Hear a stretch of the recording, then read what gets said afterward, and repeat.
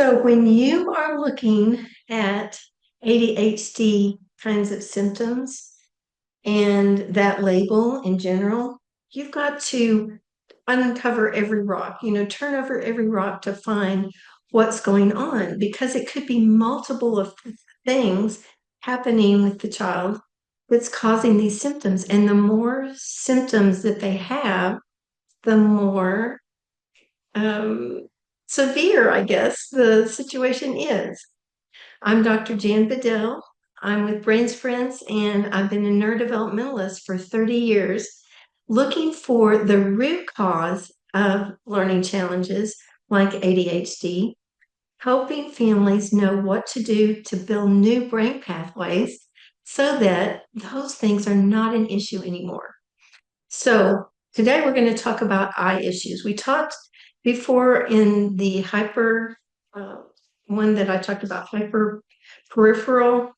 So we've already kind of covered that, where they see too much on the side, they have trouble seeing right in the center, and that can cause all kinds of symptoms like they're not writing on the line, they don't leave space between their words, and different symptoms like that. And you think, gosh, this child is careless, and that's probably one of the symptoms on the checklist. Just being careless and not taking care to do their work well. But what really is happening is they don't see it right. And if you don't see it right, you do the best you can with what you've got, and you don't know that it should be any different because it's the way you've always seen. So there's several other things besides the hyperperipheral and the not seeing well right in the center that could be associated with eye issues. So one of those is their ability to track. And what I mean by that is the eyes moving smoothly, both horizontally and vertically, as they move their eyes across, looking for reading or just following what they're supposed to be following. Now, if they get to the end of the line and and they come back and they're in the wrong place, of course, that's going to cause some comprehension problems and a lot of confusion to the brain because it's reading along, it comes back. This part doesn't make any sense because they're in the wrong place. So that can cause them just to not even want to pay attention because it doesn't make any sense to them. So why even bother trying that when you've just it doesn't make any sense to you? So that's one area that you can try yourself. You can just hit something like a pencil topper or something like that and be about 18 inches away from them and just do a little horizontal and vertical tracking.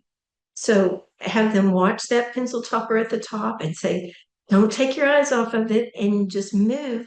Do one eye, then the other eye, and move horizontally and vertically and see if they can follow.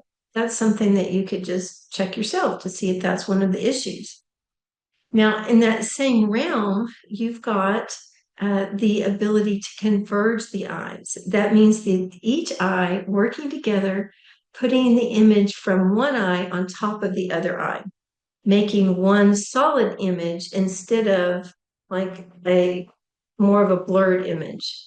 So the way that you check for that is you start out about 18 inches from the bridge of their nose, and you're going to aim right here. So the pencil topper, you're going to aim to come within about 2.5 inches right here between their eyebrows.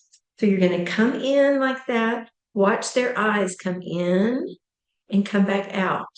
So if all of a sudden they're coming in and one of them just goes off to the side, that means they've lost their convergence. They can't converge. They can converge up to that point, but not past that point. So be sure to check that. If they're coming out away from, if you're coming out away from them and you see one of their eyes stays in, then that is a different kind of loss of convergence, but still a loss. So you can have a divergent strabismus, basically is what they call it, or a convergent strabismus, where the eyes are not working together. this can cause lots of challenges with maintaining eye contact with people or with reading material. They want to avoid that because it's very confusing when things don't make sense. They're not, the letters are blurred or the words swim on the page. Sometimes the kids talk about that kind of thing where there's rivers on their page instead of lines of words. So you can see how that could cause some of these symptoms on the checklist, but be something that's totally outside of any kind of medication helping that. That's medication's not going to help that. And they can cope and compensate to a certain degree. And then it just gets too hard and they just check out. Oftentimes it gets worse as the child is a little bit older when there's more and more print is smaller, and there is fewer pictures to kind of help prompt them about what the material is that they're reading.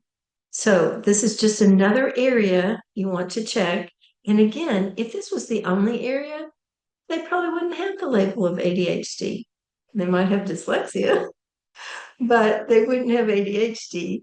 But if they had this and tactile, tactile, hyper auditory, uh, all the different types of things that we've talked about so far, and you combine all that, the worse and worse the ADHD symptoms can be.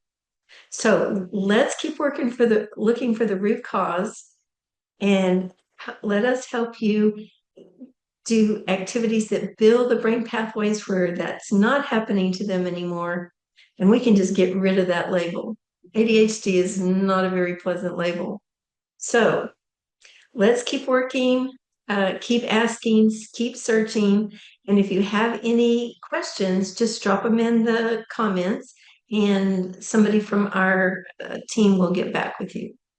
We want the best for you and the best for your child, and we'd love to be part of your journey. See you next time.